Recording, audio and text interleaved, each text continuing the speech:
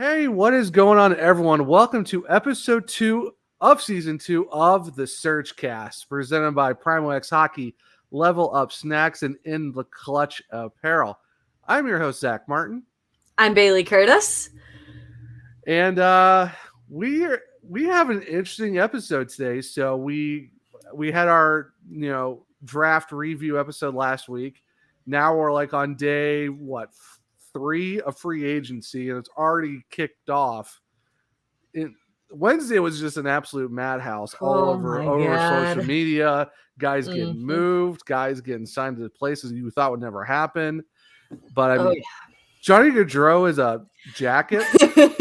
Whoever had that in your bingo card, you are absolutely lying. Because the underdog story of free agency. Yeah, no one saw that coming. I'm like, okay, then that's interesting. But I mean, the Hurricanes. I thought the Hurricanes did a pretty good job overall in terms of, very, very different from what people thought it was going to be. And I don't know. I think this is going to be a fun episode today. But before we get into that, Bailey, how are you doing? I'm doing good. I'm feeling a lot more confident in this team than I was at the beginning of free agency. Like there's a lot that has happened. I not personally a fan of one of the acquisitions, though I guess he's kind of starting to grow on me since we got 3 more years of him. But I wonder who you're talking about. Yeah. But I've got a little more confidence than I did 3 days ago, 4 days ago. So I totally get that. Yeah, it was definitely an interesting circumstances of how that worked out. Yeah. And then, then after a while, we had a few hours of just nothing really going on the Canes side. We see everyone else getting signed somewhere else or possible trades going down. And you're like, all right, is something going to happen? And then luckily, a good friend of the show, Kat Hunter's like, all right, this has been too quiet. We need something to happen. Immediately, in the span of like 10 minutes, we had a signing and a trade that was like, okay. There we go. Now it's moved a meter for the Hurricanes, and it's definitely exciting. But yeah, that first day was definitely interesting. It's been a little quiet the last couple of days, which is, no news is also good news. So, I mean, it's nothing wrong with that. So unless it's re-signing Nino, which needs to happen immediately. figure out what we're going to do with Nino, figure out what we're doing with Ethan Bear because he's going to arbitration. And then what are we doing with Martin Nietzsche? Because he's also an RFA. So yeah, I don't know. But before we get too much more into it, how are you? Doing good. It's been because we're recording on Friday. This is dropping on Saturday, but it's been a whirlwind type of day. Officially signed on a house, so now I'm officially a homeowner for the first time ever. So so a lot of people probably saw it on social media already, but it's pretty cool. It's now it's like, all right, here comes the intensity of more anxiety of trying to get things taken care of now, because here comes your house payments and water, electric, trash. So it's gonna be. But no, I'm excited for the fact too is now I'm not gonna be recording in my living room. I actually gonna have my own office / podcast studio / gaming room. So like the flags are gonna be like the flags might be a little bit farther away. You might see more like pucks and bobbleheads and stuff like that. A whole hockey cave. Oh yeah, hockey cave. I also have other sports stuff too, but it's a lot of it is hockey. But of course, I got a lot of stuff from being from Northeast Ohio. I got some Cleveland stuff as well. But it's really nice to be able to have my own place now. In fact, I have my own room to play video games and record the podcast and have the door shut and not have to be like trying to figure out what sounds and stuff. But no, it's exciting though. So I can't wait to debut the new office podcast area whenever that gets taken care of. You will have to record a tour for all of us. Oh, I will. It's not going to be like the Temple of Doom that a good friend Shaggy Von Doom has. But I mean, it's not going to be as epic, but there's going to be like, there might be a Canes influencer t-shirt on the wall somewhere. Okay, yes. Yeah. And then, might have to get those, those those hooks that you can put on the wall, with those quick removable hooks that you can put on. The command strips or the command hooks. Yeah. You might see a couple Canes jerseys hanging behind there just for show purposes. So Yeah, so we might see an Aho and a Slavin maybe hanging up. We might even see an old school Jordan Stahl Hurricanes jersey. We're talking about with the actual piping on. Yeah, I have the original piping when it was on the shoulders still, and they had the first alternate logo. Okay, yeah, and it's got the A when he was the alternate captain too. So that's how old school this. Yeah, so there's gonna be some. I even have a custom one with my name on it from the I think 06, 07 season. Wow. So I even got one of those from the mid 2000s jerseys too. Okay, so we're taking it back here. All right. Oh, we're taking it back. So every episode might be a different rotation of whatever jerseys I feel like hanging up that day. So yes, there's gonna be some jersey rotations. So yeah, I've got to figure out how like that corner is gonna look. So it's gonna be an interesting experiment of what's going to look good in the podcast corner of the room. But yeah, definitely excited for that. But I don't know about you, but I'm ready to talk about some Hurricanes news and interesting stuff that's happened. There's a lot to talk about. Definitely a lot to talk about. So, well, first, there were qualifying offers given out by the Hurricanes before, free agency, because everyone had to have that in before free agency started. And when we first saw the list, like you had to get excited for it because it's like, okay, there's some names. I'm excited to see how it's going to work out. So, Martin Necas, Steven Lorentz, Stelio Matthews, Ethan Bear, Joey Keane, Max LaJoy, Jesper Selgren, and Tarmo Runanen, which, I mean, the fact that you see Bear, Necas, Joey Keane, LaJoy, like how can in the Lorentz was offered one as well, and we'll get into that here in a little bit. Yeah, right. I was trying to wait to save that for a little bit later, but yeah. Oh my bad. No, you're good. Yeah, but no, the fact with the guys you did see initially when you first saw the tweet, you're like, oh my gosh, okay, super exciting. Yeah. I mean, they get Jesper Selgren also on the list and Joey Keane. It's like, okay, we got some defensive core help. Hopefully staying for a little while too. Unfortunately, neither of them were Wolves that were traded away. Yeah, thankfully, I know you got that full list because I got the list of like all the other stuff we had to take care of. Luckily, hopefully, Bailey being one of super prepared has all the Chicago Wolves. I don't know if I'm prepared more than I am resourceful, having Cap Friendly pulled up to help me with this. So I mean, hey, whatever works, right? But pour one out for Sam because she was not having it the last few days with all the Wolves that left. So we'll jump into that later. But Sam, I know you're listening. Sorry. My heart goes out to you, dude. Yeah, for real. But so we did have a sign like the next day. We did get a re-sign.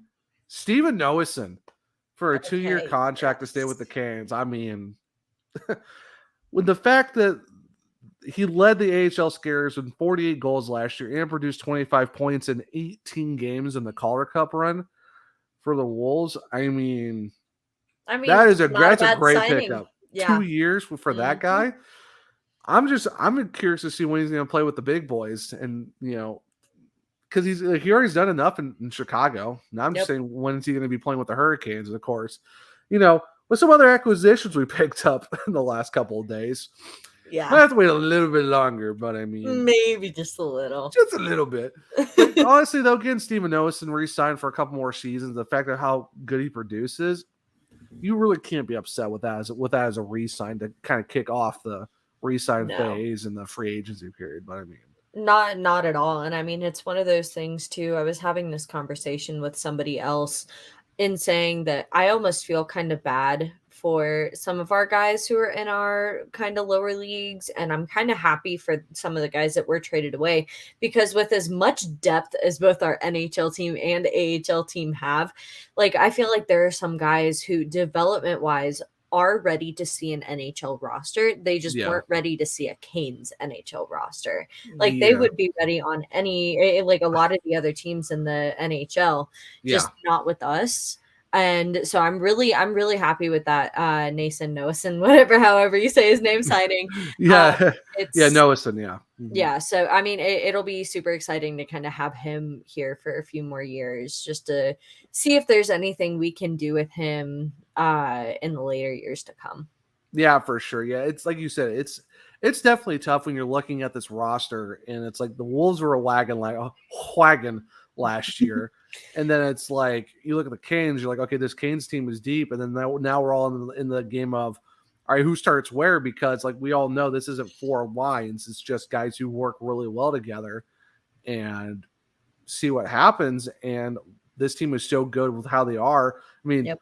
most wins and most points last year as a franchise in history. And it's like, you got to figure that out. And it's like, even then, it's like with some addition, with guys leaving, we're getting to that a little bit later too, guys who actually aren't Hurricanes anymore, whether it's free agency or trades. You still got to figure out spots. Like you said, like, what are you going to do with these guys in Chicago who did leave for other teams? Like, you really can't expect them to stick around and wait for them to get a shot when you have teams like Seattle or San Jose or whoever. That's like, hey, sign with us. You'll probably make a roster spot next year because you prove that you can play. And it sucks because when you look at the roster now, it's kind of like, all right, where's Chicago going to be next year with a lot of their key additions, like a lot of their key guys mostly gone, or with other teams or with the Hurricanes. So it's definitely going to make an interesting year for the AHL team, at least. Because looking at this right now too, you take the RFA situation, like you take all the RFAs out of the equation. We've got 11 forwards and 3 defensemen signed for our AHL team. Oh my gosh. Yeah. So I thought the Hurricanes were in a boat before free agency started. Let's not even talk about the goalie situation either, because right now Pierre Kochetkov is our goalie. Well, so we there was another signing. So we did get a trade from San Jose, or a pickup from San Jose. So we did, yes. So we do have 2 goalies. So that's probably why, because of the fact we had to get this guy, because of the fact that a little bit depleted down there in Chicago. Yeah, we'll get into the reason why here in a little bit. Oh no, we're getting into it right this right second. now. Okay, right now. So in the middle of all of this for free agency, the Hurricanes didn't really sign for these couple guys that they did get. It was out of a trade, and when you first heard it. Let's start with the initial, like, just rumblings of a trade happening. Like, what were your thoughts when you heard that the Hurricanes were kind of linked to a Brent Burns trade, and then you kind of see it's like, okay, this is picking up steam. This is going to be legit. Now, what's the return going to be? Like, what were your first thoughts when that first initial impressions? I was not happy about it, just because the guy is 37 years old. And given the young core that we have on the Canes, I didn't really think he would fit in, really, because if you kind of think about where he's going to fit in on defense, he's likely going to be partnering with Jacob Slavin. That's, for sure. 28 years old and 37 years old. Like that's an old pairing. Now Jacob Slavin's goated, don't get me wrong. But it's just it's an old pickup. Now, as I still need to go back and kind of watch some footage, because I'll admit I don't know too much about Brent Burns, but I had a few different people message me and saying, or I've actually had one friend, shout out to Spencer. His little tag is like Kemper on Twitter. Yes. I love good dude, Spencer. Good dude. He messaged me, was like, I mean, I live kind of out in the California area. So I've had a little bit of time to look at Brent Burns, and this was a good pickup for you guys. And I had to say, like, admittedly, I don't know. I don't know much about it, but I'll take your word for it. So, you want to hear? So this is defensive sticks per game ranks, and big shout out to Mike Kelly NHL on Twitter. This was him quote tweeting about what Chip Alexander from one of the News and Observer, talking about asking Rod Brindamore, are you going to play them with Slavin? And Rod's like, probably yes. So here's their defensive sticks per game ranks, and this is once I give you the rank numbers. Oh, it's this first pair is going to be an app. Mike Kelly even said it too. Good luck getting to the net against this pair when you're talking Slavin Burns. Stick checks. Brent Burns is first. Jacob Slavin's third. Okay. Blocked passes, Slavin first, Burns 11th. Huh. Blue line denials, Slavin's 9th, Brent Burns is first. Okay. Yeah. This dude with how old he is, too. 3 more seasons at like 5 point something mil per year. So we got into the end of the 24-25 season. But the fact that these two are top 11, like in pretty much those 3 categories, the fact that you're top 3 for both of these guys in stick checks, and you're both in top 10 for blue line denials, and That's a good tandem. And the biggest number is 11th on blocked passes, and the other guy's first. Mm-hmm. This Perry is going to be an absolute problem for the league to get past, because first and third in stick checks, we thought Jacob Slavin was an absolute monster on stick checks, and you get the guy who's first at 37. Yeah. Me personally, that is going to be a massive problem. See, and I think just hearing this now, I can already tell this is going to be a much better pairing for Jacob Slavin than TDA ever was. And the sole reason is now Jacob Slavin can play to the best of his ability. Yeah, and there's nothing he has to kind of mop up after, sweep up after on the defensive end. Like, he's got a more than capable guy back there helping him where things need to be helped, which gives them, both of them, the opportunity to go and play whatever kind of offense they can potentially help generate. Oh, I mean, for sure, because like Brent Burns is not like he's 37, but he's not one of those like slouch guys that's not going to do anything. Because when you go and look at what his current resume is right now, for how much of a player he is, you're talking about a guy who, the Hurricane, yeah. So he's he won the Norris in 2017. He is also a 6-time All-Star. He leads all active defensemen with 227 goals, 550 assists for 777 points, and he's played 679 consecutive games. Wow. Yeah. And we got a Norris winner, and a guy who's got he's almost up to 780 points, and he leads all defensemen, all active defensemen. Yeah. Alrighty then. Yeah, like that for me, I think that's probably that is a ridiculously great pickup for the Hurricanes. Oh, yeah. So the actual trade was Brent Burns and Lane Peterson for Steven Lorentz, goalie prospect Eetu Makiniemi, and a conditional 2023 third-round pick. And the Sharks are retaining 33% of Burns' contract. And that pick is conditional depending on the fact that it's the Hurricanes. So the Sharks will be able to pick either the Hurricanes or the Flyers' lower number pick out of that round. So it all really just depends on which one's lower, and the Sharks will get to pick either one of those. And that'll be their pick for that round. So it just depends on where. It's probably gonna be Philadelphia's, because they're not gonna. They're gonna be a lot lower than given Carolina. What we've kind of got going right now, there's a very good chance they're gonna have a pick before us. That Philly pick is gone. Let's just, Hurricanes fans, don't even think about that Philly pick in round 3 next year. That thing is gonna be gone. Yep.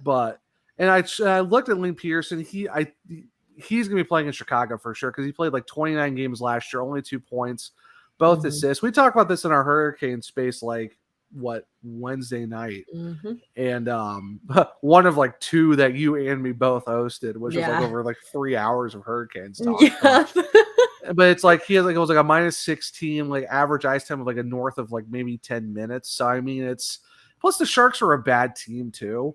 I think it's just the fact of of what was coming back towards the Sharks. I could see why the Hurricanes were like, give us someone as well. So it's I think this show is mostly for Brent Burns, right? But I mean, Peterson, we'll see. I think they just needed a body in Chicago, honestly. Right, and like it's really sad, given because Stevie, as soon as he played his first game with Carolina, it was super exciting. The first thing I noticed about him was his smile and his energy and his excitement for the game. And I was really hoping, because one of the first things he said was, Jordan Stahl is somebody that I look up to a lot, and he's a big reason like why the style of game I play is so important to me, whatever. And it's just really sad to kind of see that split up, and a guy that I really loved watching, not for the points aspect of it, but for the kind of guy he was both on and off the ice. Part of me deep down does know, though, this is going to be really, really good for his career. And same thing for Itu Makaniemi. I mean, go Maki. It sucks for the Wolves, and we will miss him dearly. But I mean, dude's now healthy, coming off of injury. He is going to thrive in whatever situation San Jose puts him in. It gives me some solace knowing too that they will both have James Reimer. Yeah, for sure. Former Hurricane there is kind of a support to lean up on, so that'll be nice. Yeah, I'm curious to see if Makaniemi is going to be with the Barracudas down there in the AHL, or they're going to actually play him in San Jose, which, as good as he is, I wouldn't be surprised if they go like, all right, we're going to put you as a backup and see what happens. Right. I mean, why not at that point? I mean, either way, he just won a Calder Cup. So. Yeah. We'll have to also talk about the fact that Alex Line is also not with the team anymore either. So pour one out for Sam again for the fact that I think he's now in Florida. He's with Florida Panthers. Yep. Yeah. One-way deal, so we know for a fact he's going to be playing with Florida. Can you imagine a tandem of Spencer Knight and Alex Line together down there in Florida? My goodness. My goodness. Yep.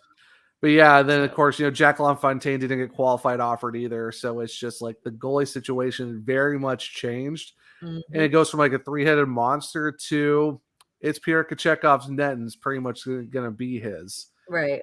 Which that's going to give him all the development that he needs, because that was the biggest thing that I was saying is I talked with some people who were like, yeah, no, we could bring Piotr up.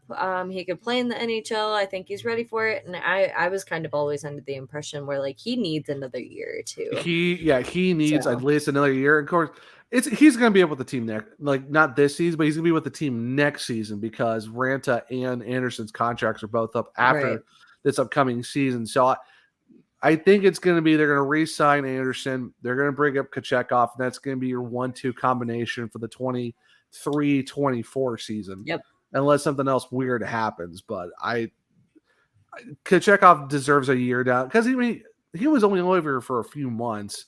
Right. Obviously, he led the AHL like crazy. He played really good when we have him in the NHL, but I mean, still though, like you're coming in, you're going right into a playoff hunt like that, and all those games they went through. Like he did really well, but yeah, I say give him at least another year of just playing in North America, and we'll see him with Carolina for real in 23-24. But we're talking about. So who was for those who don't know, can you let the people know who our goalie that they picked up on a 2-way contract from the Sharks? So according to Cap Friendly, on the non-roster, we've got Pyotr Kochetkov and we've got Zach Sawchenko, which was also an acquisition from San Jose. Yeah, that was just a free agent signing. That wasn't an actual trade and all that stuff. But hey, it's always good to have a Zach on a roster because you just never know what they can do. How did I know? I mean, you should have been in the group chats earlier. I was dropping a lot of hockey. I saw I was lurking. So man is a pun genius. Yeah, for those of you who followed us long enough and have seen us do either this or our live shows on Belly Up, you know that the hockey puns run deep. And yeah, they weren't stalling out this morning. I can tell you that much. They were just. I mean, you got to bear through the days somehow at this point. I mean, life comes at you fast. I can't. Oh my God! Props to you, my friend. Thanks. I try. If only I could do Rant's name really well for the fact that I can't, because I can't use his nickname. I actually got to use his real name. Yeah. And it's like, what are you gonna do with Ranta? Unless it's like, unless you have a day at the beach, I mean, you could maybe try. Before I make everyone be like, let's roll get back into it. We can't let you go any further. Before everyone starts rolling the eyes in their back of their heads with all these hockey puns, we'll definitely move on. But yeah, fantastic. No. But honestly, though, I thought it was a great trade. getting Brent Burns. He's good. A lot of people are kind of like, why? He's old. I'm like, pump the brakes. He is good. He was just on a bad Sharks team, and he had to overcompensate Erik Karlsson, whatever he was doing. Right. So Brent Burns is not a slouch. For 37, he's got a lot in the tank, and it seems like how excited he is, and the fact that he's afraid of RBA to do a push-up contest. He's like, no, I'm good. Well, he's also one of 2 trade acquisitions that did not know we were having an outdoor game this upcoming season as well. So they were both very excited about that. Yeah, I'm curious to see how many Brent Burns jerseys are going to get purchased over the next couple of years, because we got him for 3 years, so it's not. But the thing is, though, is he going to be 88, or is he have to purchase that off a certain Martin Necas? And of course, if Martin Necas is a Hurricane, back. Yeah, that's see, because I'm on the train of I would like to keep Martin Necas. He's 23. Give him a little bit more time. I think he can figure it out. Like, everyone has a bad season. Like, I don't want to give up on this kid at 23. I mean, of course, you and everyone else know how I feel about that. Like, I would love to keep him, at least give him 2 more years at like what, 2.5, 3 million. Mm-hmm. I'd be okay with that. But yeah, I know a lot of people are like, no, he's the worst player on the team, or it's I'm indifferent with him. I'm like, I think he's good. It's just give him a little bit more time and figure it out. Yeah. It was a weird season for him and everyone, honestly. I mean, he was bouncing up and down the lineup. He was trying to find a spot. It's just, he's a young kid. He's 23. This is something we were also talking about as well, is dude's natural position. He's a natural center, and he is not touch center at all this season. So he's probably not going to touch it next year either, because the way this roster, because unless you put Jack Drury on the wing, then have Martin Necas as your 4th line center. Which that's almost what I potentially see them doing, is a lot of times with those guys that are brought up, even though they may be like natural centers, a lot of times they're played out at wing. I mean, look what we first did when we acquired KK. Yeah. Rod tried him out at wing, found out it didn't work, and found a way to squeeze him in at center. So I potentially see a guy like Jack Drury maybe drawing in on the left side, putting Martin. I would say even put him on the right side and put Jordan Martinook on the left. That's true. Be like Martinook, Necas, and Drury as your 4th line. I think we had a decent air quote 4th line. Yeah, but I think it'd be a good line matchup to have with those 3 together. Yeah, So I mean, do something like that, because especially too, like, you got Drury on that line with Martinook. Martinook is always one of those guys who it works really, really well with the younger guys, because it's a veteran presence on the ice. And plus, it's Jordan Martinook. How can you not love that guy? He's so great. Exactly. So, and I mean, honestly, that would look like a fantastic line, but it's just a matter of, we're not Rod Brindamore, so what's really going to happen? Yeah, so we are going to go on Daily Faceoff, and we're going to look at what their projected is, but of course we'll kind of adjust it as well. So we will talk about the current, what the lines could possibly look like if the rosters ended today, as and also if maybe a couple of guys who are RFAs do somehow get signed, and then it's just figuring it out from there. But we will talk about potential lineups to it later on in the episode. Then of course, we're all waiting for something to happen. It's like was it like the same day or the next day? No, it was same day. Same day.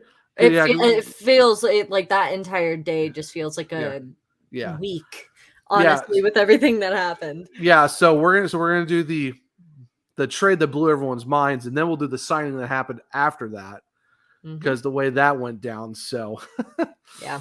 So like we said, shout out to Cat Hunter, because she's like, all right, it's been too quiet. We need something to happen. And then immediately, like within 5-10 minutes, we get a trade and a signing. And the trade, this was an absolute fleece. This was highway robbery. Hello, 911. I would like to report a robbery, a murder, a steal, whichever you want to go with. So before, I'm sure you guys all know exactly who it was, but I would just like to preface in saying this trade, we've traded away future considerations. That is what we traded away for this. Nothing concrete as of yet. That future considerations guy, he is an absolute legend. Like he's played his role perfectly. He's going to be missed. Hopefully, everything goes okay in Vegas for him. Just don't bet on whatever, like black or red or whatever. Just watch out for it. Yep. I mean, great colors though. I mean, obviously with black and red are fantastic colors. So, I mean, future considerations, he's going to have a great time. But in exchange for future considerations, Zach. Well,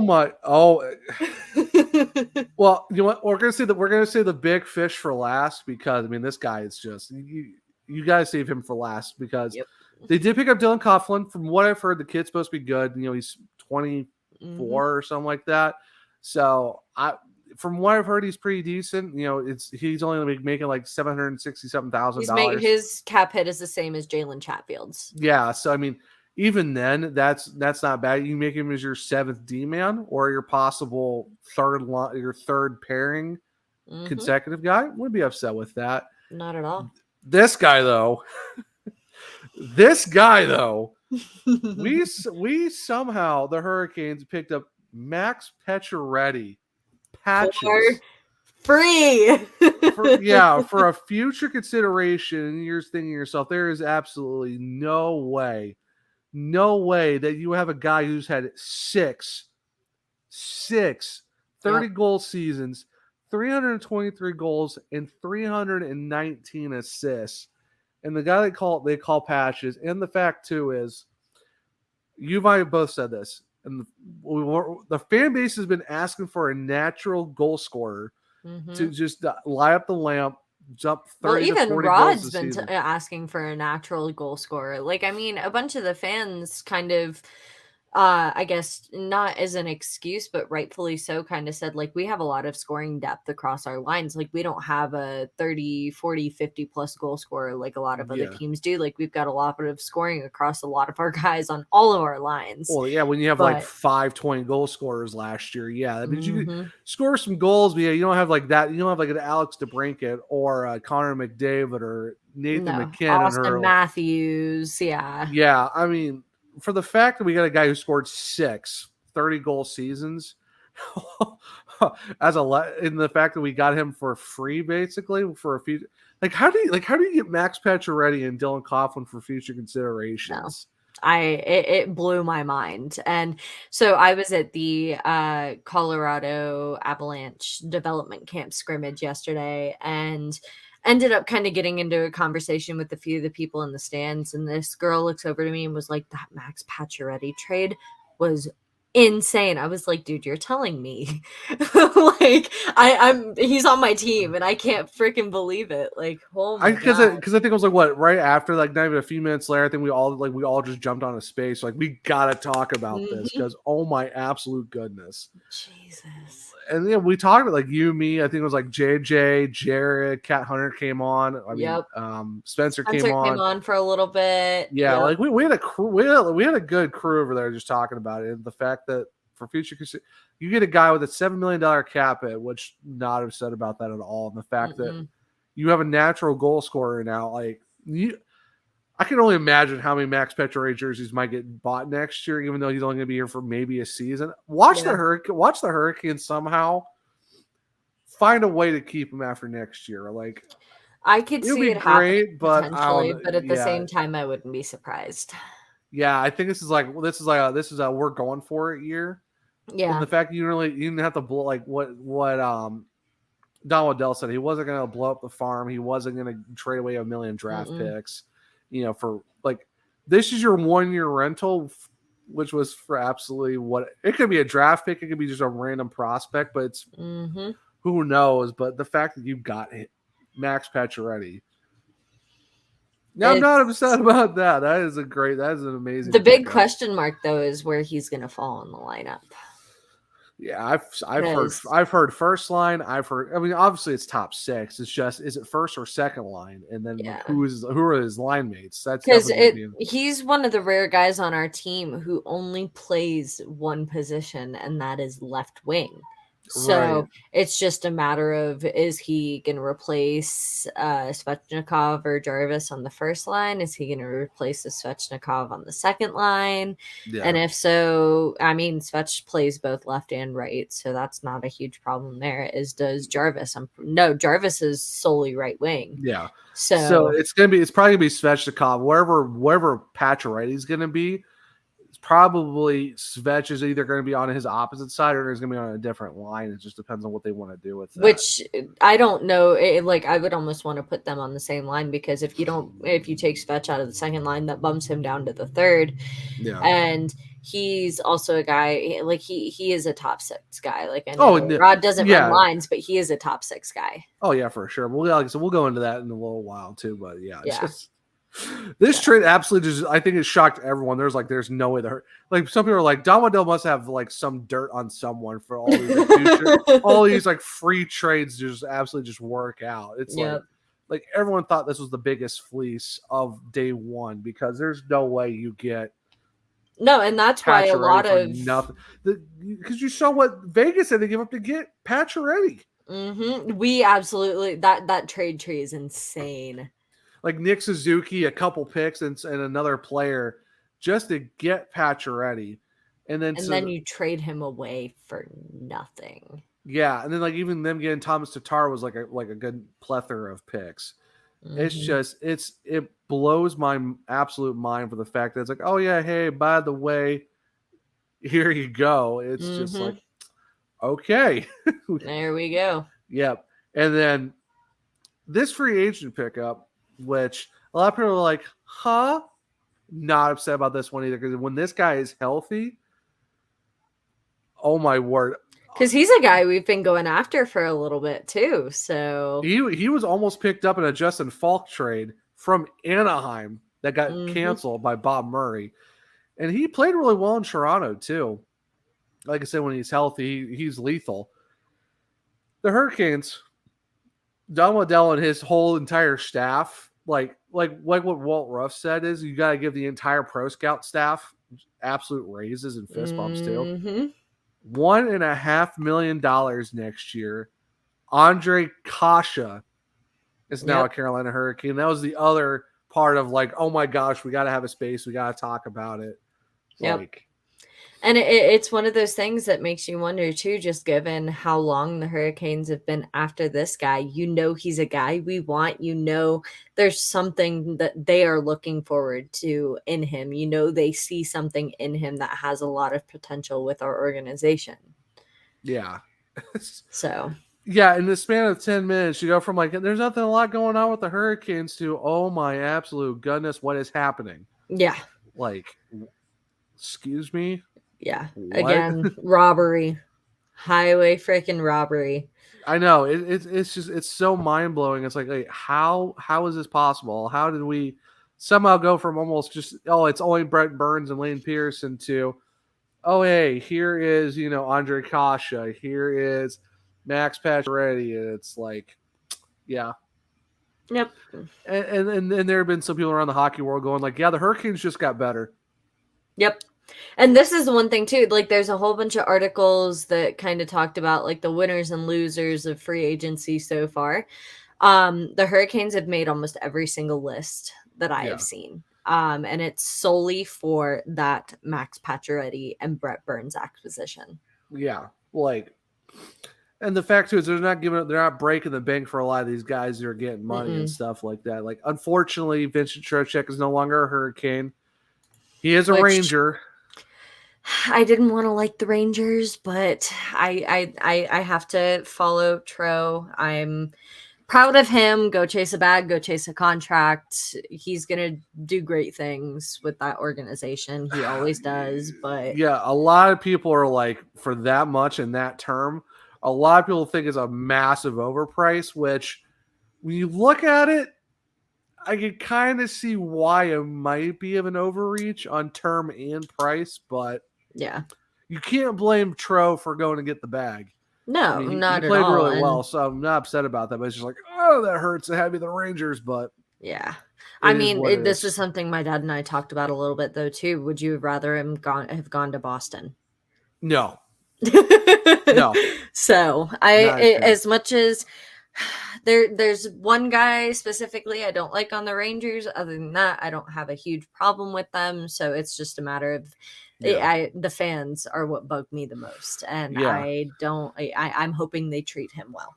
Yeah, and then of course Brandon Smith is now a New Jersey Devil. Yep, is what it is. Ian Coles with Tampa Bay. Oh, gosh. Which, goodbye.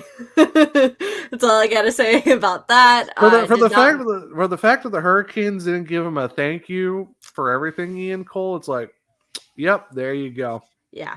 I mean, honestly, though, too, like when you take everything else that Ian Cole's kind of been part of in the last week, I'm not going to miss his penalty minutes. I'm not going to miss the undisciplined nature on over the blue line. Like and you can see why not a lot of fan bases have liked him when he's on their team. So yeah. There you go. I used to joke with JJ all the time, like, hey, Colorado can have him back. And he's like, nope. That's why we got rid of him in the first place. You have fun with him.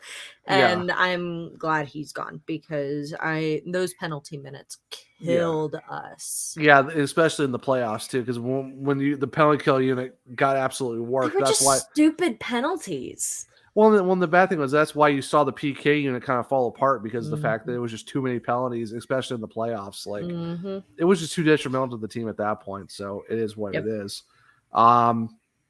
I know I gotta be missing someone else. I know it's like it was Cole, it was Tro, it was Brendan Smith. Was there anyone else on the Hurricanes that kind of left, or is that pretty much it? Oh, there's somebody else that's gonna come to me here in a sec. Yeah. Hold on. I'm looking this up. To Twitter I go. Yeah, it's like who did the Canes get rid of, or who let walk? Goes to show how much I pay attention. Yeah, mostly for me, it's like, all right, who are we getting more than all right, who are we losing? Other than losing Tro, but yeah, it's Nino and Nichus right now, and Ethan Bear. It's basically just those three. Like, what are we going to do with those three with the $4 million? Was it like 4 Max points? Domi. Oh, that's right. It was Max Domi to the Blackhawks. Which, honestly, beautiful goodbye on Domi's part, too. Best of luck, just not against Chicago, which... Yeah. I'm sure, I mean, your other team, I mean, he's still part of your whole little circle, but... I don't want to talk about the other team. No. I'm glad that these guys are my first team. They're my first love. Yes. Yeah. So I mean, as of that's all pretty much it, I'm seeing. We've already kind of talked about Stevie. Yep. Yeah, that's it. Yeah.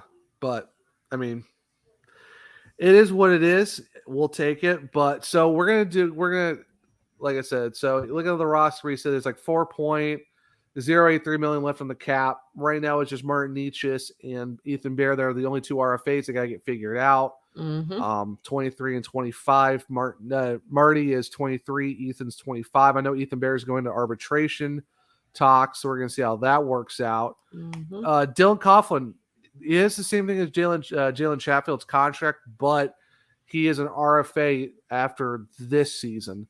Talking about Dylan Coughlin here. Yep. And then Lane Pearson is also an RFA after this season as well. And then Don Waddell is going to have Jordan Stahl, this is his last year on his contract. Max Pacioretty, Jesper Fost, and Andre Kasha are all going to be UFAs after this year. So I'm really curious to see how that's also going to play out for the Hurricanes as well. And actually, that's it because Chatfield he's under contract until at the end of the 23-24 season, along with Brett, Brady Shea.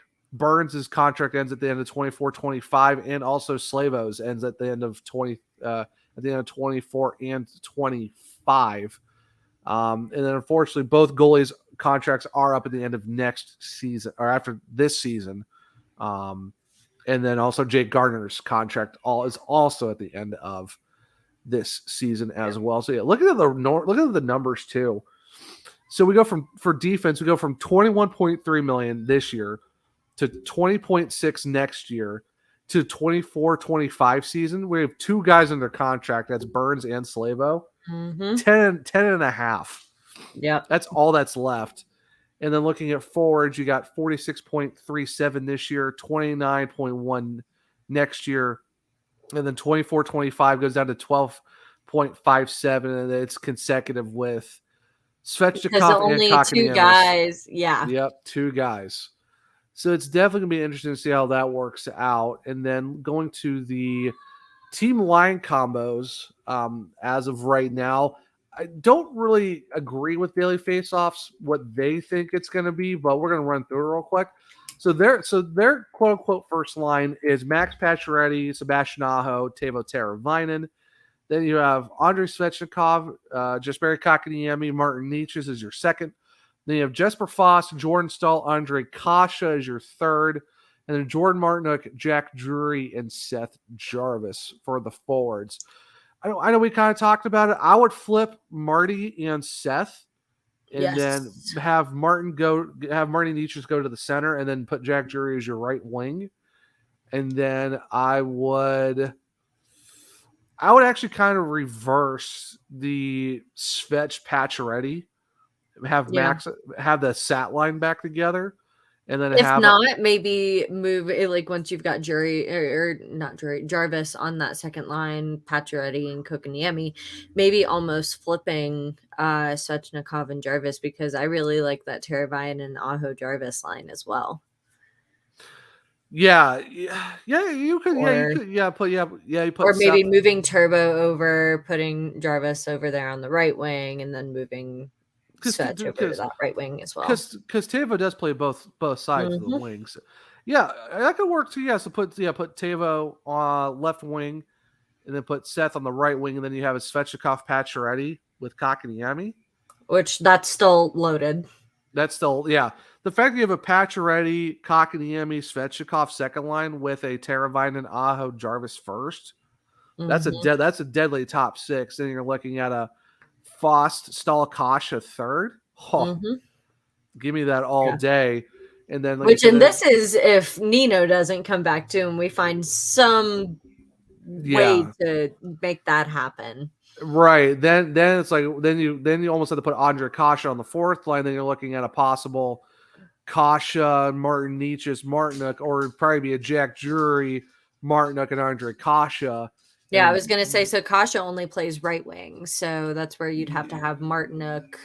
It would be Martinook, Drury, Kasha, if that's Martinook Nation or Necas Kasha, however that would work. If that's if they bring Martin Necas back, it could. If they somehow bring Nino back, I think Martin Necas is gone. They're gonna trade. They're gonna get rid of his rights to somebody. So it's definitely gonna be an interesting combination. But I kind of agree with you. If you put Jarvis with Aho, it'd be Teuvo, Aho, Jarvis. Then it's Patches, Kotkaniemi, Svechnikov. Let's just say for right now, if the team stays the way it is, Foss, Stahl, Kasha, and then it's Martinook, Necas, Drury. Yep, I'd be okay with that. I want to be upset. Which, and the thing is too, so Jesper Fost is also a right winger only as well. So that's where we almost kind of have to figure out, okay, where's our priority with that? Are we okay with maybe going up to Kasha, since he's kind of the newbie to the team, being like, okay, what are your thoughts on playing left wing? So we can put you here because this is where you might best fit. Or maybe that's taking Drury and maybe moving him up to that wing as well, or maybe saying, okay, what's going to happen there? Yeah, so. It's definitely got a lot of right wing only guys, and that's going to kind of that's why I said we don't really kind of agree with Daily Faceoff, because it wouldn't make sense to have two natural right wingers on the same line. It wouldn't really work out. So it's like that's where you kind of see of like maybe a Kasha moves down to the fourth line type thing, and then like you said, move Jack up to the third line. At least that way, it's kind of like you're not overloading two natural right wingers on the same line. Yep. So, and then looking at the defense, right now it's Slavin, Burns. No one's really shocked. Shea and Pesci, you got to keep those two together. They are an absolute dynamites. They do have Ethan Bear and Dylan Coughlin as your third pair, but that's just tentative for the fact that because the fact that Bear and Necas are both RFAs, are counting them both still with the roster. I wouldn't be upset if it was a Bear Coughlin third pairing. We also got, I think, Jalen. So it's like it's either going to be Coughlin or Chatfield, kind of being like your seventh D. But they also aren't factoring that Jake Gardner is back, because right now Daily Faceoff still has Jake Gardner as an IR slot player. So that would throw another wrinkle into the system too, because if they do play Jake Gardner, because from what I've heard, Don Waddell says they will give Jake a chance to make the roster out of camp. Yep. So I don't know if it's going to be a straight buyout or it's going to be a trade for future considerations somewhere else. It's just I'm really curious. I'm really curious to see how they're going to work that out, because that's going to be a lot of defensemen. You got to figure out what you're going to do, because it's also one of those things too that you kind of have to look at and say, like, okay, Jake Gardiner is coming off of a year of injury. Dude has not touched NHL time at all. Yeah. What team, even for future considerations, is going to be willing to take him off our hands? Hey, Arizona, I heard you really want some. We kind of know you need bodies down there, but I mean, right. There's gonna be someone that's gonna be like, yeah, we'll take it. We'll take it if you retain. All right, trade him to retain half. I'm okay with taking half of 4, whatever. I think it's like, what is this, like 4.5? His is, I think, 4 million flat. Okay, so all right, so take 4.05. So okay, so take 2.02, blah blah blah blah blah. Past that, retain half, and then just trade them away somewhere. Then at least it opens up a roster. So you're not having like 9 D men. You're scratching 2D guys, which is an overabundance of defense. So it's just with Daily Faceoff the way they have it. I wouldn't be upset if this was it. If it was a Bear Coughlin, if Bear we be able to keep Bear and then have Jalen as your 7th, and kind of have him and Dylan Coughlin kind of swap off, how Roddy usually does it, it works out. Now if Jake Gardiner comes back, then we're going to be running into some problems where you might see a Jalen Chatfield or a Dylan Coughlin having to go back to Chicago. And of course, it's hard because you look at Jalen Chatfield, and given the way that we saw that he played while TDA was injured, he's ready. Yeah, and then of course that's even if the Hurricanes figure something out with Ethan Bear in arbitration too. So I don't really know. And then going to the first power play unit, they have Svechnikov, Aho, Teravainen, Burns, Max Pacioretty. That is a fantastic first power play unit. Run that out. I am ready for that, because that, like, your power play unit has already gotten lethal with a guy on defense in Brent Burns who can score goals. That's the one thing I'm super excited. That's the one thing I'm super excited about. Is I've heard that Brent Burns is a wonderful power play quarterback. Oh, he is, and you think he's got so many goals and so many points, and he kind of has to be. Yeah, exactly. And then you have Patches as your 4th forward. Yeah, that first power play unit is going to be a problem. Yeah, for sure. The second unit, it's Stahl, Kotkaniemi, Jarvis, which that works, but I would rather have Stahl as a center, not as a left winger. Yep. Because you kind of wanted him to be your power play, center over KK. I would swap those two. Jacob Slavin, love it. It works. I mean, that works for me. I think that would be absolutely. Martin Slavin was kind of the no-brainer. Martin Necas, though, I am not sold. I'm not sold on Martin Necas as a 4th forward on a power play unit. I would say, I mean, because you look at the rest of it, because you basically almost have, like, I would say, I would almost put like maybe an Andre Kasha or a Jack Drury over a Martin Necas, because I see why they're trying to put Martin Necas on the second power play unit, because he is part of the quote-unquote top 6, even though Seth Jarvis isn't really part of the top 6, because of the fact they have Pacioretty as a 4th forward, and they have Martin Necas as a 4th forward, because of the fact you also bring Jordan Stahl up to play with KK and Seth. I don't know. I would say an Andre Kasha or a Jesper Fost as your 4th forward. Maybe even Kasha over Fost, in my opinion. Yeah, I agree. I can agree with that. I would say put Kasha.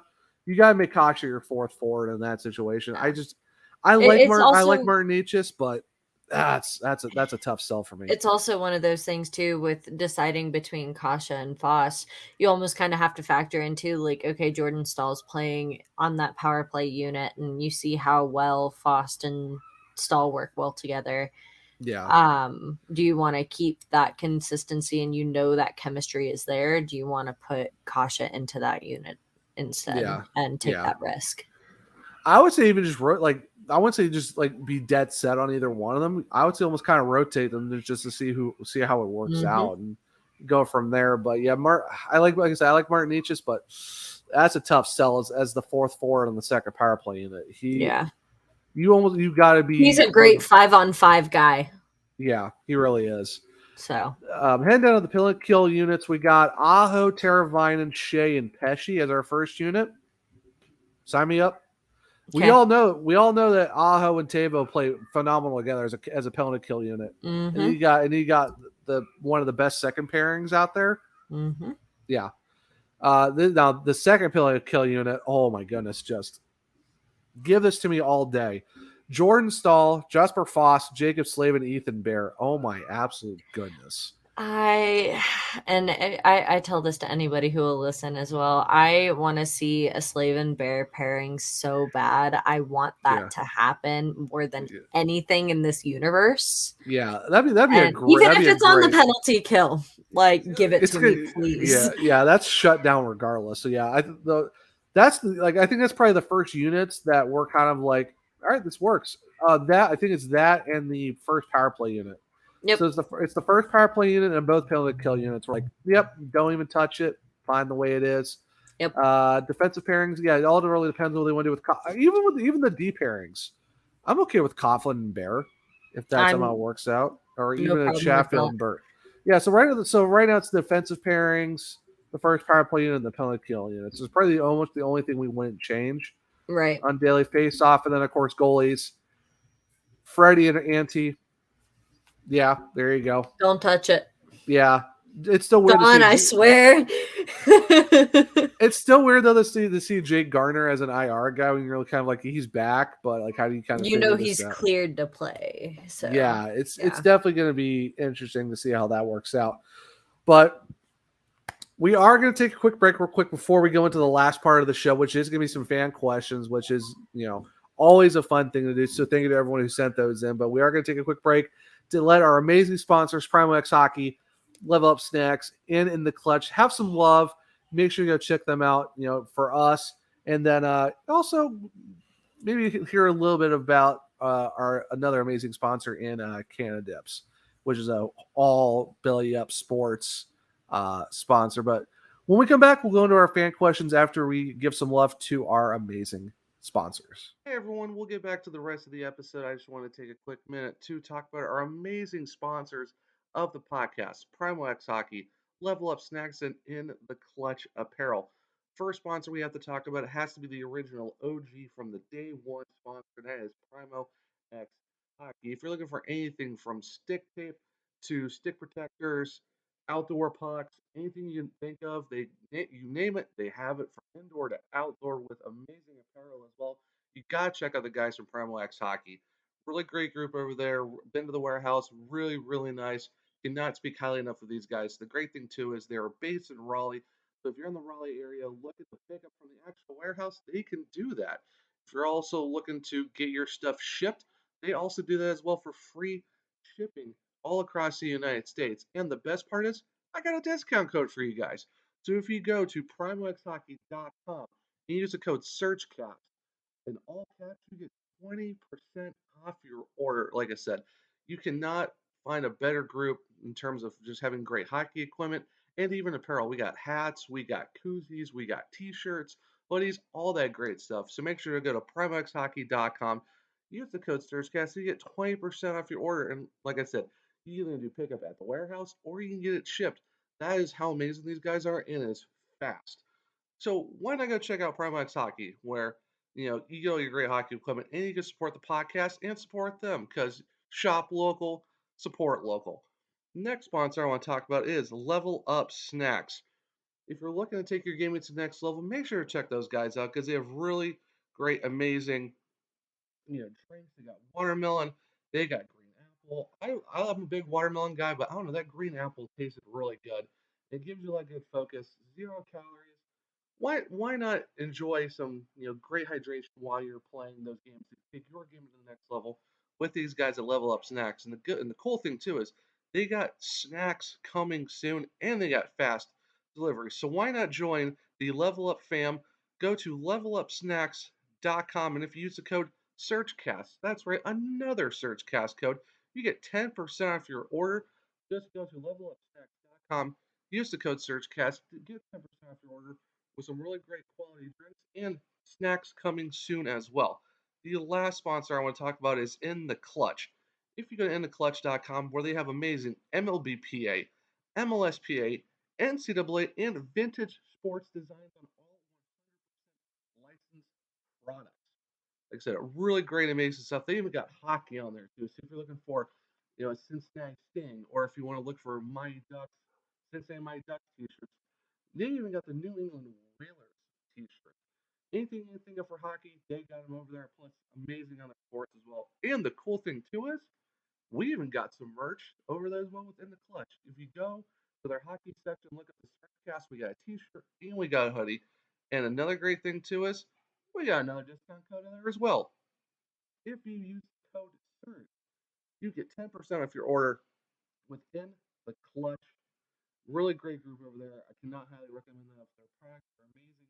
Definitely check them out. So remember to go to intheclutch.com and use the code SURGE to get 10% off your order. So big, massive props to Prime Wax Hockey, Level Up Snacks, and intheclutch.com for being able to help support the podcast. And like I said, if you guys use SurgeCast at PrimeWaxHockey.com, you get 20% off. Use SurgeCast at Level Up Snacks for 10% off. And if you use Surge at intheclutch.com, that's another 10% off. So why not help support the podcast by also helping out the sponsors as well? Now, without further ado, let's send it back to the rest of the episode.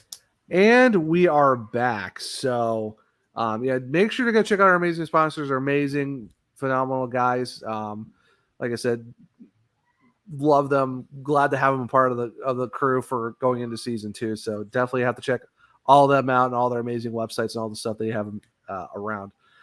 So not a lot of fan questions. I think we got about 3 today. But I think they're pretty interesting ones, of course. So, Bailey, are you ready to jump into some fan questions?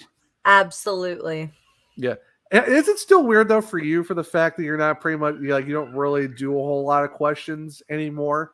So I know you did them every week, and now it's kind of like, is it still kind of surreal? Like it's like not you don't do it as much, or it's fine with me. I love fan questions, so right, I'm just happy to be part of the ride.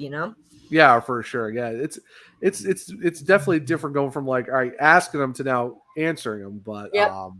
Yeah. So maybe I'll have to create a fake account and get back to it. So. Just start throwing some burner questions in there just for fun. Yep. But, oh my goodness.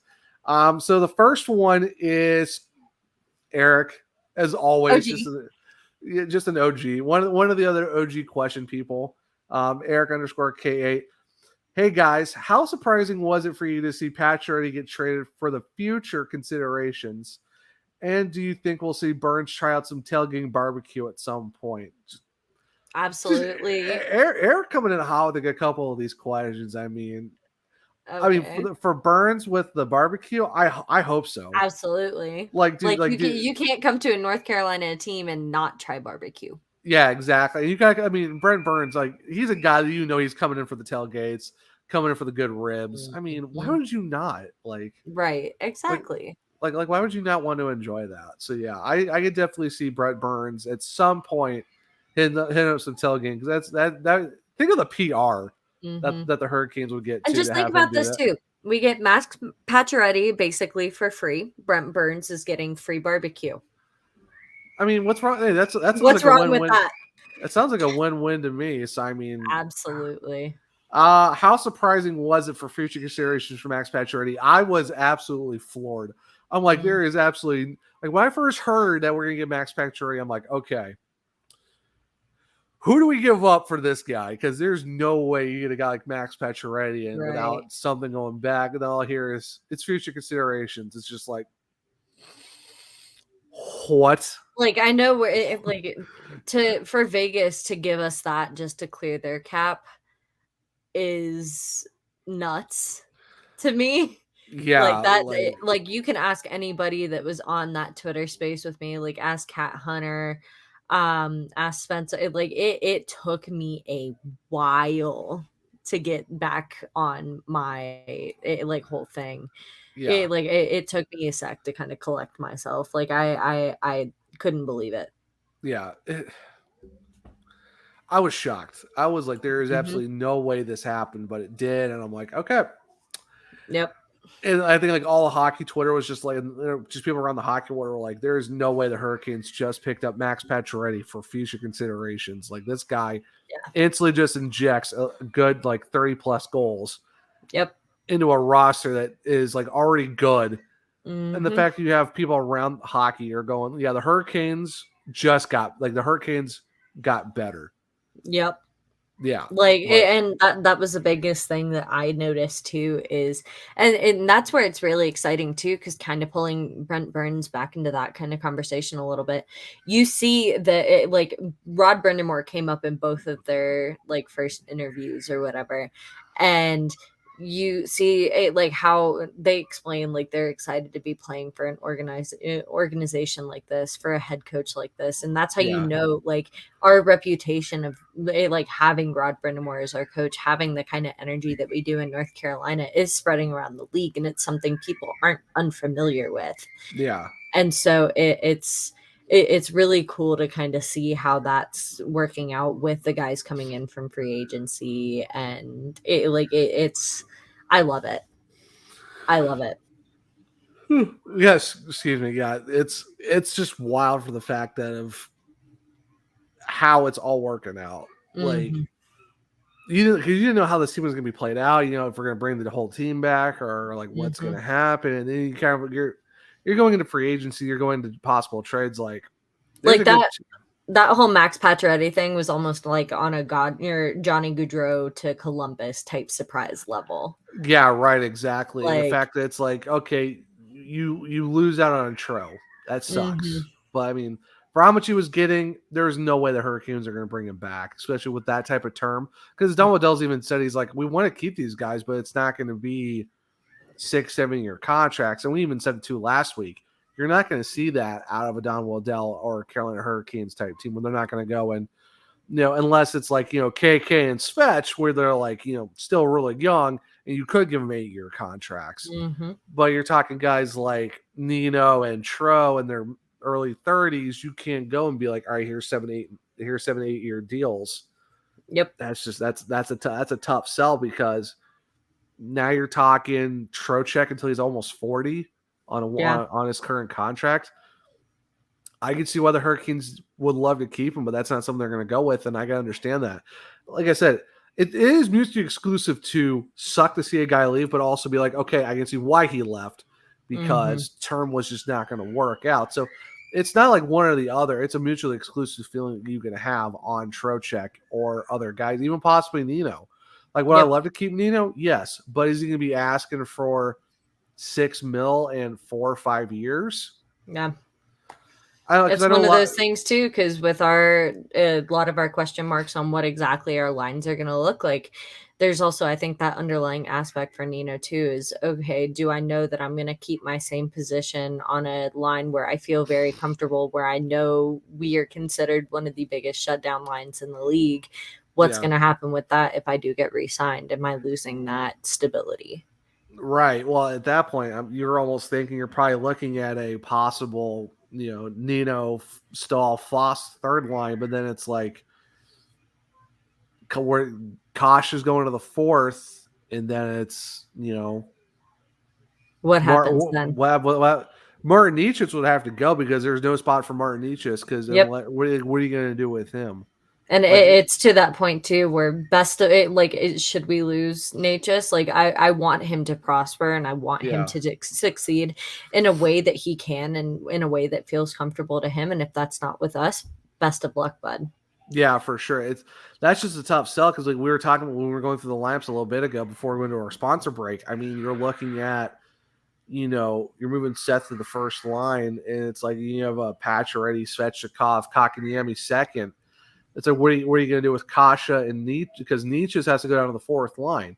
Okay, then what are you going to do with Kasha? What are you going to do with Jack Drury? Because now you have a potential to, I mean, you could keep Martin Nietzsche, but now you're kind of flip-flopping probably Kasha, Nietzsche, and Jack Drury. Yep. I mean, with some healthy scratches, or even Jordan Martin. Well, not Jordan Martin, because Martin, you gotta have Martin in the lineup because Absolutely. he brings a difference. So you're talking about you're kind of rotating the three guys out of the fourth line with Nietzsche's, Kasha, and Drury. Yeah. And do you want to stunt Jack Drury, or do you want to? Are you bringing in Kasha just to be a rotating guy, which you really don't want? So it's like, No. and you really can't give Martin Nietzsche over $3 million to be a rotation guy either. Right, exactly. And that's exactly kind of my point too, is like there's certain aspects of the team where you do want that stability. Like you don't want to always be rotating guys in and out just to play a certain position at that point. Like, I mean, we're trying to create a team that's potentially going to make a cup run. Yeah, and for sure. There's like rotating guys out as religiously as that is, I don't think, the key that we need to add to our team. Yeah, for sure. And that's just, I would like to have Nino back, but it's like we were saying earlier, will it work with his position that he wants on the team? Mm-hmm. And how much is he going to want? And how much is it going to term going to be? And of course, going back to what you said, what are you going to do with you put him on that third line? Now you're rejumbling the roster, you're rejumbling the lineup all over again, because like, what are you going to do with certain these guys? Mm-hmm. And like, you don't want to have rotations and instability with a fourth line. That seeing three guys get shifted out of two spots, that's a tough sell to have. Yep. It's like it's different for defense because it is what it is, but at forwards, I mean, I think that's a little bit tougher to figure out. Yep. But I mean, I don't know. It's definitely something to look at for sure. It's like I said, I would love to keep Nino. Tro, I can understand, because that's just too long of a term and too much money for the Hurricanes to stomach at his age. Mm-hmm. That's probably the same thing they're dealing with Nino. And I know a lot of people are like, all right, it's a great day to start re-sign Nino. We need to re-sign Nino. It's like, I would love to re-sign Nino too, but it's like, you also got to factor in the business side of the Hurricanes too. It's a double-edged sword either way you go. Exactly. It's someone's going to be losing a roster spot, or someone's going to have to be a rotation guy. And do the Hurricanes want to do that? Yep. I mean, obviously not every guy's going to play 82 games, but it's just kind of like, who are you There's comfortable still that with moving stability around? Aspect with the lines. Yeah, exactly. So it's definitely gonna be interesting for sure. But Eric, thank you for your question. As always. This was from actually one of our other podcasts over at the Belly Up Sports Network from 1420 Sports Bar. Is the addition of Pacioretty enough to push the Canes past Tampa in the Eastern Conference? Has anyone done enough for this to happen? I honestly think that the addition of Pacioretty is pretty big for the Hurricanes. Tampa, I don't know how they're swinging $156 million for three guys with what cap space and what money they have. Where is that money coming from? That's my question. It's like when you're signing that many guys to 8-year contracts with as much money as you're paying them, AAV.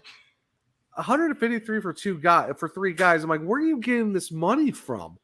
It's like you look at the United States government. You're going, where are you finding all these trillions of dollars and billions of dollars that you have? It's the same thing with the Lightning. Where are you finding all these billions of dollars to pay these guys? You guys should be in cap hell by now. Like, what are we doing here? Like, no clue.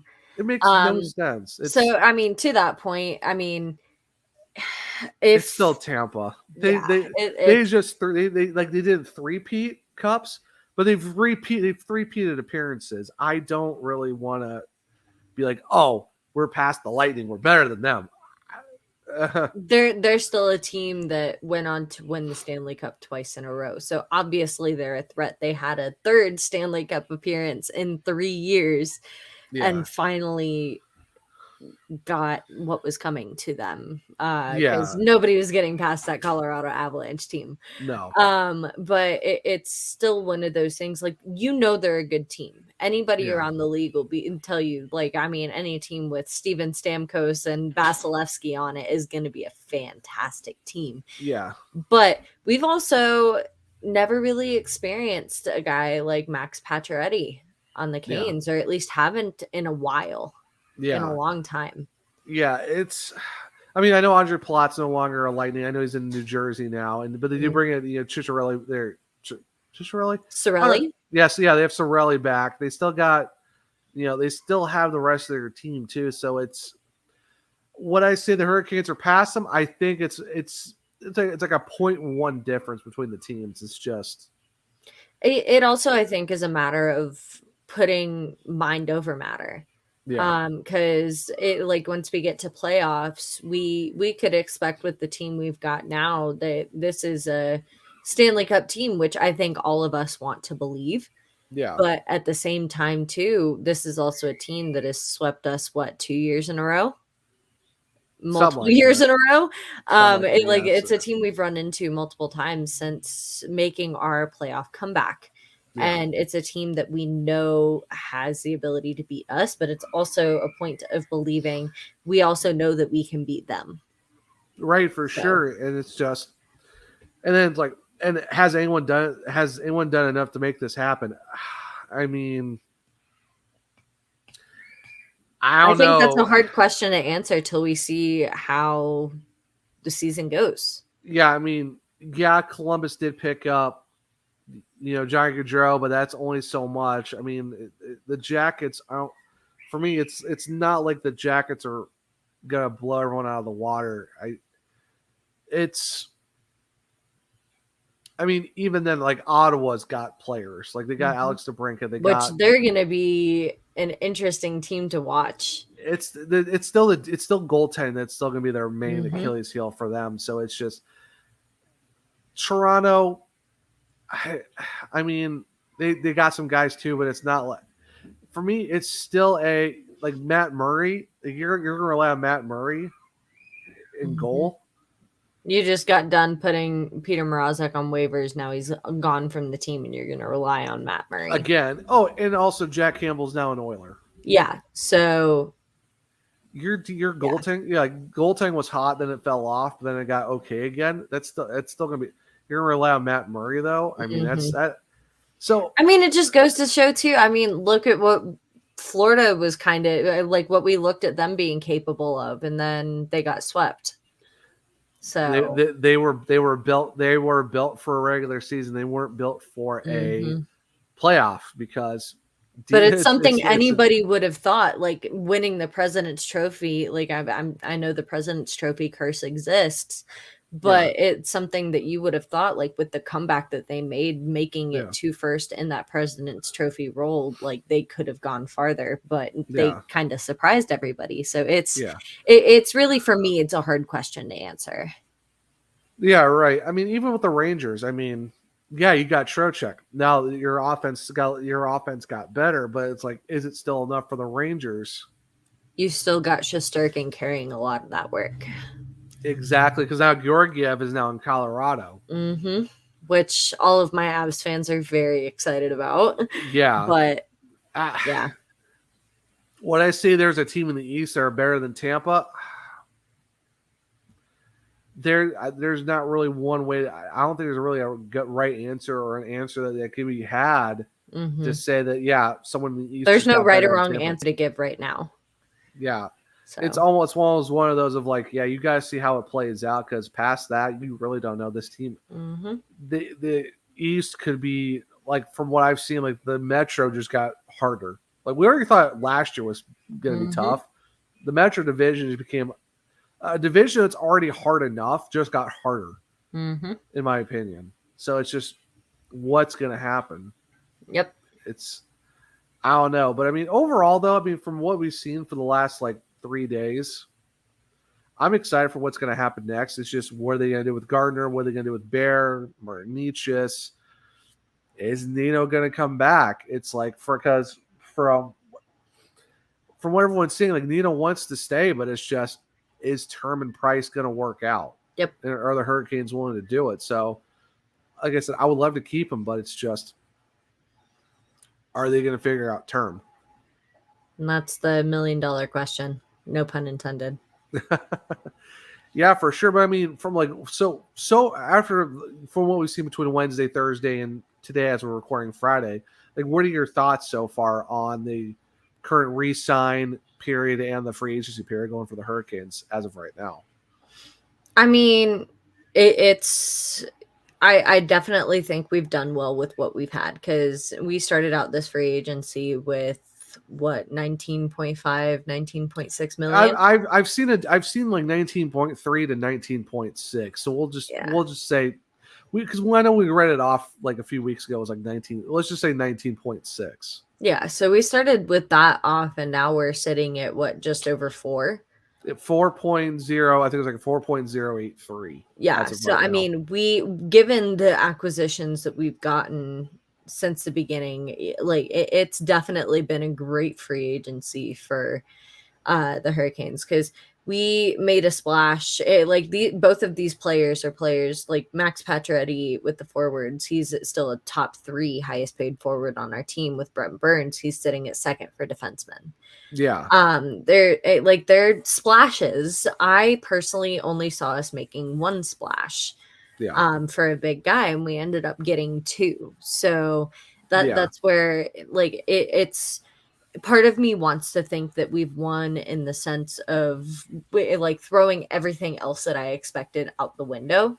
right, But when you kind of consider, like, I mean, when it came to Tro over Nino, I had Nino being re-signed. I had Natchez being re-signed. I had right, us still seeing Stevie Lawrence with the Canes.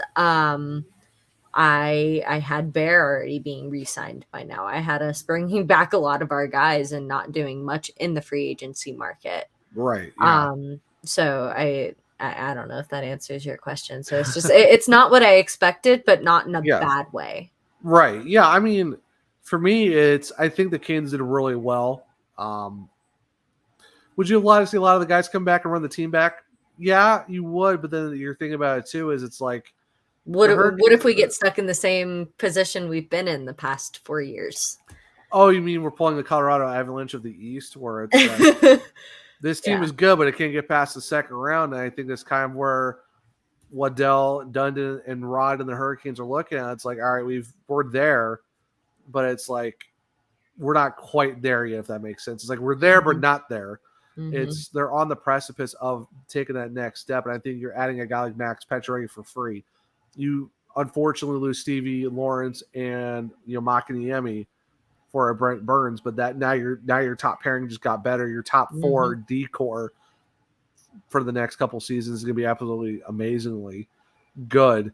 Hmm. Figure out what your third pair is. Goaltending is still good for another season, so I mean, I have a feeling this is going to be a fun year again for the Hurricanes, and you're going to see probably a lot more goals because of Max Pacioretty. Hmm. Now it all comes down to what are you going to do with Nino and Tro? Because even like I said, nothing against those guys, but even Nino and Tro had their moments of streakiness. Hmm. So it's kind of like, okay, are you going to get more production out of a guy like Max Pacioretty who can score 30 goals a season? Yeah. That's probably more what you're going to get out of him compared to a Nino and a Tro. Hmm. So like I said, everyone knows we're big Hurricanes fans. We're optimistic. We're very rarely negative. Hmm. So it's nothing against those guys. It's just I think the Hurricanes are more of looking at we need production in a more bigger role. Hmm. And Yeah. the fact that because it's like you're to keep Nino and Tro would have taken almost all the cap space they had left Right. if you wanted to keep them. An analogy that I really liked that our friend Joel kind of talked to me about is, he was like, I feel like you guys are in this period where if you look at it like an hourglass, you guys are in the pinch of the hourglass where the bottom is winning that cup. Right. So however long it takes for us to kind of squeeze through that pinch, we're close. Yeah. Because you saw through a bunch of the exit interviews that guys gave, like they thought this was the team to do it, and that hasn't been said as much in Yeah. years past. So we're getting close. It's just a matter of we're trying to figure out some spots on our team that are still a little shoddy, and just trying to figure out, okay, how can we fill this in a way that helps us and doesn't hurt us. It has more give than it does take. Yeah, right, for sure. So, like, well, going back to the 0506 team, like, no one knew how this team was going to be, but it's like they didn't really have a whole lot of heavy hitters back then. I mean, you had Rod Brindamore, you had Eric Stahl, you had Eric Cole for what he was, Justin Williams. But then you had like a Mark Recchi, you added Doug Waite, like that helped. And then you had Martin Gerber play really well. Then you had Cam Ward come out of nowhere in the playoffs. So like this team is where they're kind of setting themselves up. Like we could probably see a trade deadline like, oh my goodness, the Hurricanes just got better on top of already being better. So it's just, I feel good. I feel optimistic. I feel like this is going to be a great year for the Hurricanes once again. Possible back-to-back division champs. Who knows? I wouldn't be upset about that. Having going for the only three-peat that I'm a fan of. Yeah, the only three-peat we want to see. But I mean, that'd be a nice 3-piece and some biscuits and some drink or something. Like why not, right? As long as it's Bojangles or Raising Cane's, one of the two. But I mean, if either one of you guys want to sponsor us, I mean, hit us up, please. Please, we need all the chicken. But I mean, like I said, it's. The last 3 days have been fun. It's been interesting. It's definitely been nerve-wracking. I know a lot of more Canes people are like, I don't really followed free agency that much, and now I'm hooked. I'm like, welcome to the chaos. Yeah. Because this is us every year. I on Twitter was talking with somebody, or somebody posted, was like, I'm like crying over Tro. Like, how do you guys do this with your favorite players that you get every year? And I'm just like, you learn to speed up your grieving process after going through this a few years. Like, honestly, like my whole like losing Stevie thing, like I was upset for a little bit, but then at one point I was like, it comes to like you come to realize they're gonna do it, like it's gonna be good for their careers. In the end, whether it's increasing their points, whether it's getting more time on ice, whether like there's some improvement to be had. Yeah. Oh, you think the trades when you see guys leave is bad? Wait until you hear retirements of guys. That's the word. Rod Brind'Amour retires. Jay Willie killed me. Oh no, Roddy was the worst because Rod Brind'Amour is my favorite Hurricane of all time. That hurt. Yeah. Cam Ward was very exciting for me, given that he signed a 1-day contract just to retire with the Canes. Yeah. I'm just waiting for I'm waiting for his number to get retired to the rafters at some point. Hurricanes, make it happen, please. I'm almost tempted. Like one of the next Canes jerseys that I get, do I get a Cam Ward? You have to. Just because that was my first ever Canes jersey. It has to be. You have to get a Cam Ward jersey. Do I manifest this in the form of a jersey? Yes. The thing is, I still need to get a Rod Brind'Amour jersey. That's like I would get on the new one just because. But some jerseys don't count the apostrophe. I might have to call the pro shop, be like, hey, can you guys like make me a Rod Brind'Amour custom with the actual apostrophe? Yeah. But all I'm saying is this: still talking about Cam Ward. Whenever they announce that retirement of his jersey, you better believe I'm going to be there for that. Absolutely. Those tickets are going to be expensive and hard to get because every Caniac is going to want to go to that because it's Cam Ward. Oh yeah, absolutely. Yeah, but I don't know. There's, like I said, I'm optimistic. I'm excited. I'm curious to see what's going to happen. But all I know is this, Bailey.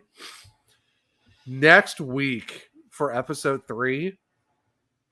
Oh, it's gonna be great. Oh, you guys are gonna be so excited. Oh, like a day's already been made. We just got to figure out a time. But the guy we're gonna have on, this is like I've been excited to have this guy on for. Like Bailey knows, I've been trying so hard to get this guy on the podcast. Yep. And the fact that he said yes. He even suggested the day. We just got to figure out what my work schedule is for next week, which I still don't know yet, but I'm hoping I know soon. You better let them know, hey, something important's happening, and I can't work this day at all because I need to emotionally prepare. Yeah, even if I have to work that day, I'm like, hey, can you come on to like 5 or 5:30 or something? We'll figure something out. But to have this guy on, I'm excited to announce that next week. Yeah. And it's like, oh, hey, by the way. Here's our guest for episode 3. But season 2 is definitely kicking off to an awesome start. We had the draft last week. The chaos of free agency starts this week. And we have actually our first guest of season 2. Oh man. It's gonna be a fun ride. But it's gonna be great. Yeah. But before we go officially, Bailey, where can people find you on the socials? So, if you want to come and chat, say hi, you can follow me on Twitter at Bailey Curtis, and that's Bailey Curtis with 2 Y's. If you want to kind of come see what my life gets into, like more of a personal kind of not post as much type situation, you can follow me over on Instagram at Bailey Lynn Curtis. Go follow this podcast. Obviously, we love kind of interacting with you guys. I also help out with posting on the Belly Up Hockey Twitter page. So go follow that over at, like I said, Belly Up Hockey. And there you go. Yeah, so really great content. Got a lot of Colorado Avalanche stuff over there from the development camp, and of course we got a lot of cool stuff coming this year for that as well. Might have a free agency review / preview show coming up in a couple weeks, so definitely keep an eye out for that. Oh yes. But like Bailey said, if you want to follow the podcast, go to the SurgeCast on Twitter. You can go and find us on there. We have a link tree in our bio if you want to go and find out where you can find all your podcasts. Make sure to check out the YouTube, which if you're on there, if you're watching us now on YouTube, hi, thanks for coming. Make sure to hit subscribe down there in the bottom right corner, and make sure to hit that bell, turn on all for notifications. So whenever, a new episode drops, you can see our faces talk about the team in that corner and on that corner of our screen, because we love the Hurricanes. They're our first team. It's a great team to bond over. I mean, how can you not love bonding over this hockey team? It's absolutely. It's a great time to be a Caniac. Now, this podcast will start in the middle of the dark ages. That may not be hearing that as much, but we're still proud. Yeah, we're still proud. But you can find me, my personal, at One True Zach. That's One True Zach. Come talk to me. Hockey, other sports, movies, shows, whatever. If it's something interesting, I'll talk to you about it. But yeah, definitely hit me up over there. Like I said, amazing to thank all of our sponsors: Primex Hockey, Level Up Snacks, and the Clutch Apparel, and also Canada Dips with the whole Belly Up Sports Network. But this was a fun episode. Definitely one that was exciting to talk about, all the acquisitions that happened over the last few days. But oh yeah. No, it's one of those things that makes you even more excited than you might have been a week ago for October to come more quickly.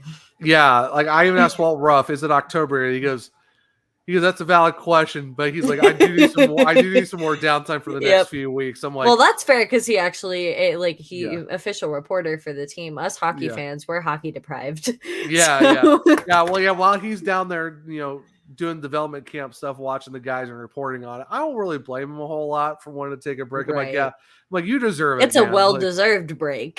Yeah, I mean, hey, Walt did an amazing job. I can't wait to have him back on the podcast again, though, to have a part 2 of Walt Ruff. I mean, part 3, part 4, however many parts there needs to be.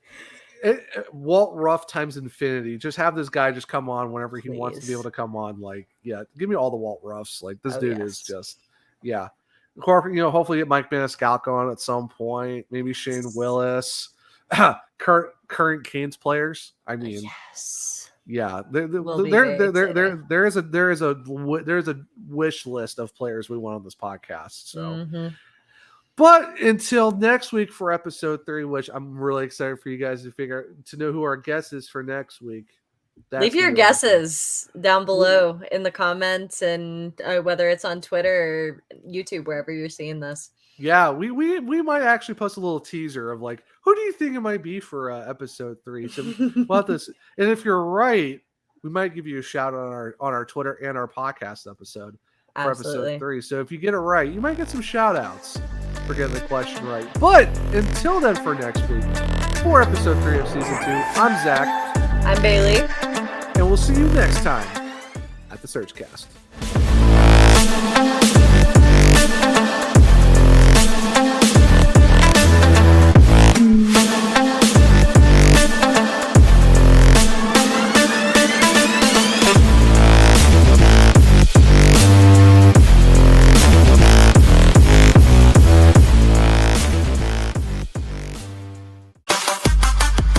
Thank you for listening to this Belly Up Media production. Some said we'd go belly up, so we made it our name. And we're still here.